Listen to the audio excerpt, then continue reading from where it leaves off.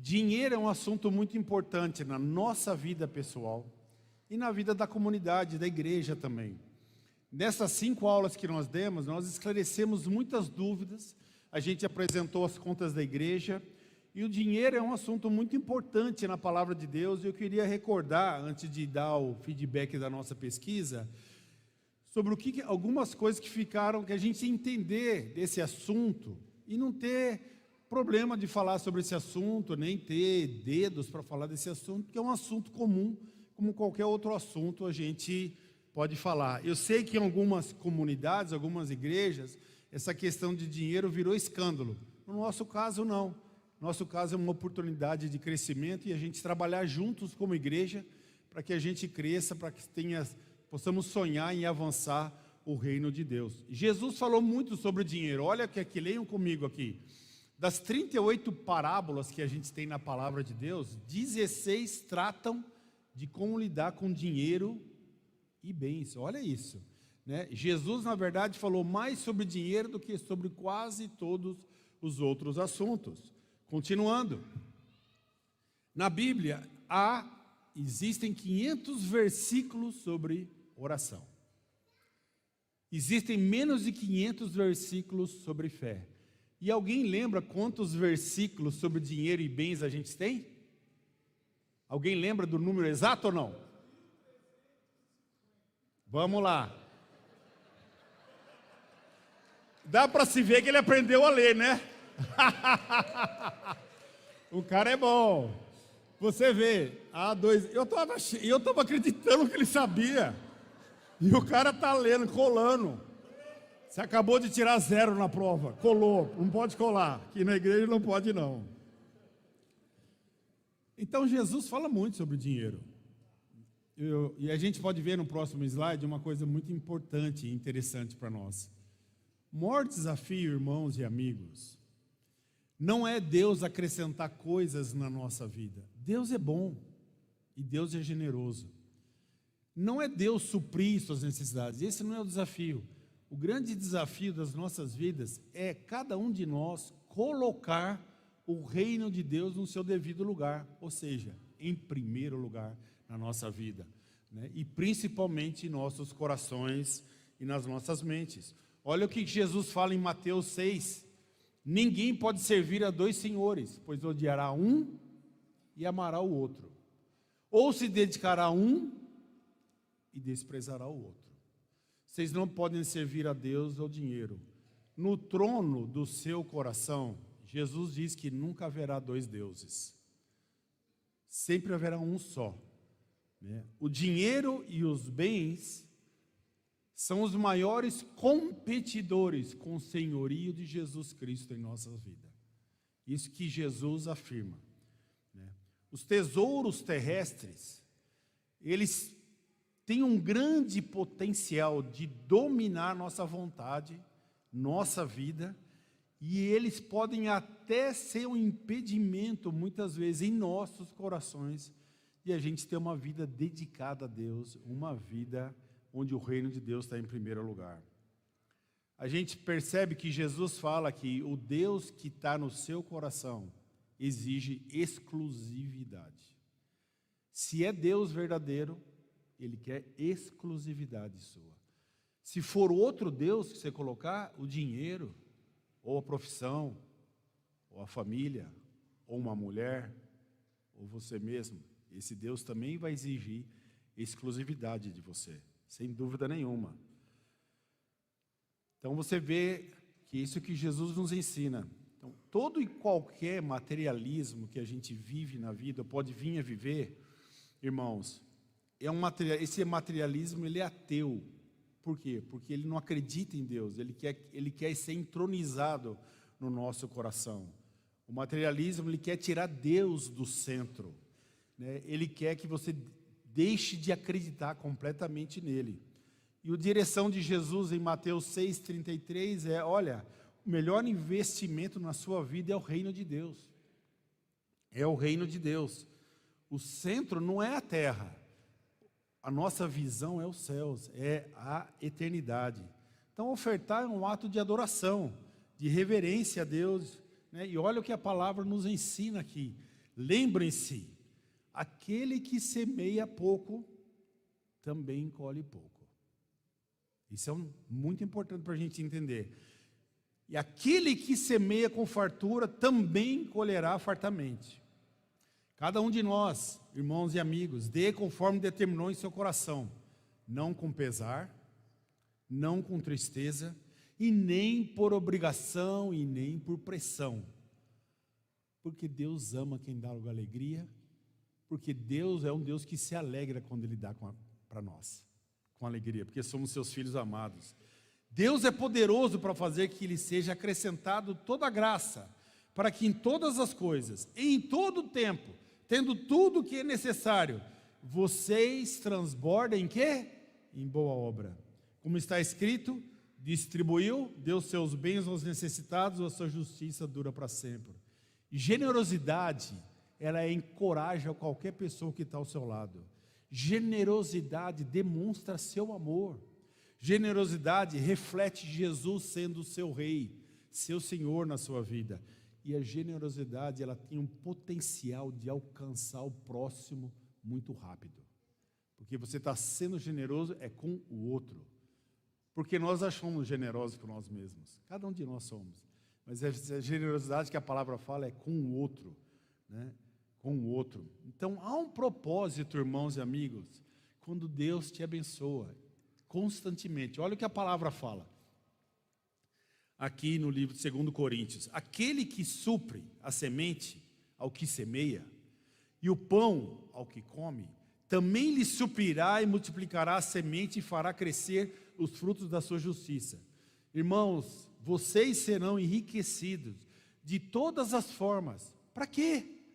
Para que você e eu sejamos generosos em qualquer ocasião.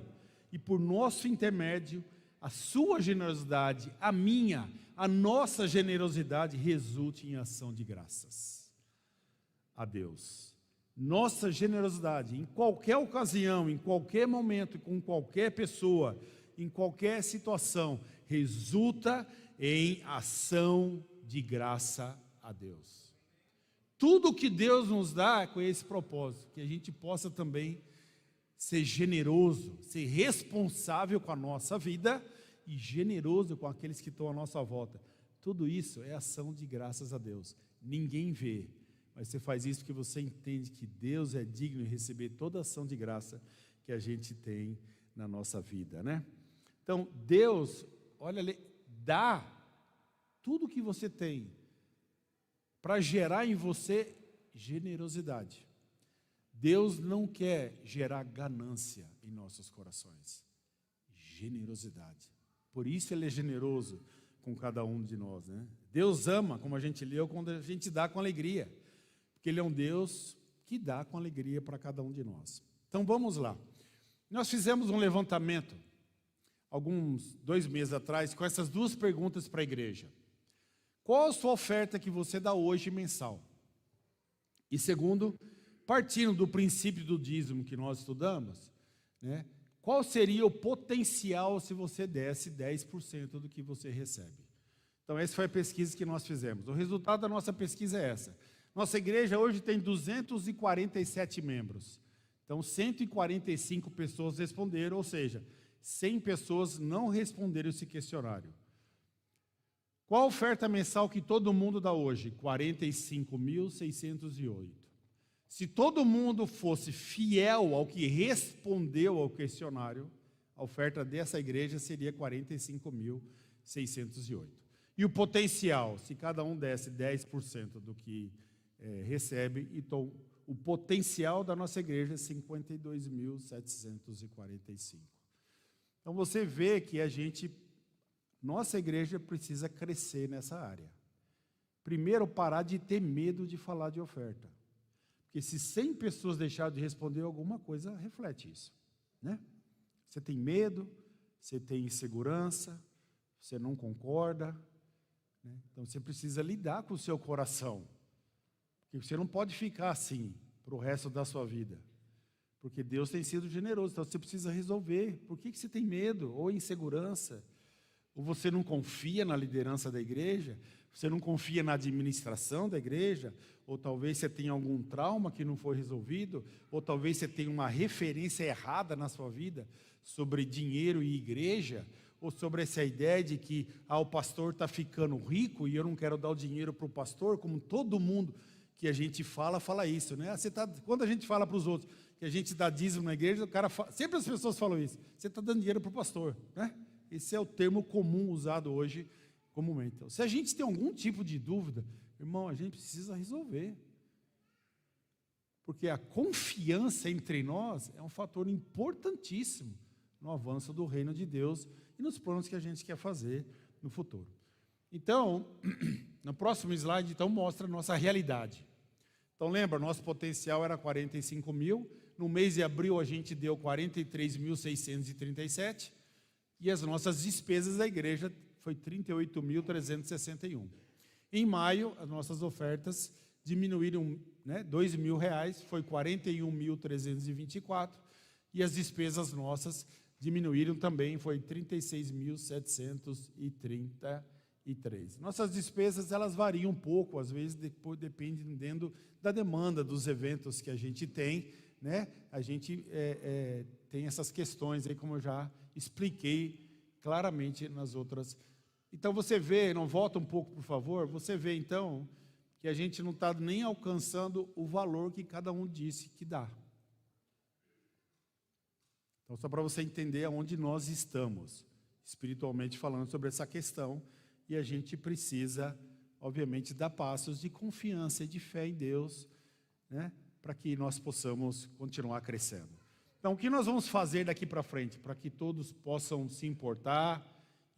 O próximo slide mostra. Então, a gente vai apresentar, a partir do terceiro domingo, um acompanhamento, para que todo mundo saiba como está indo as ofertas do setor sul, né? Nós queremos lidar isso de uma maneira bem aberta, sem esconder nada, tranquilamente.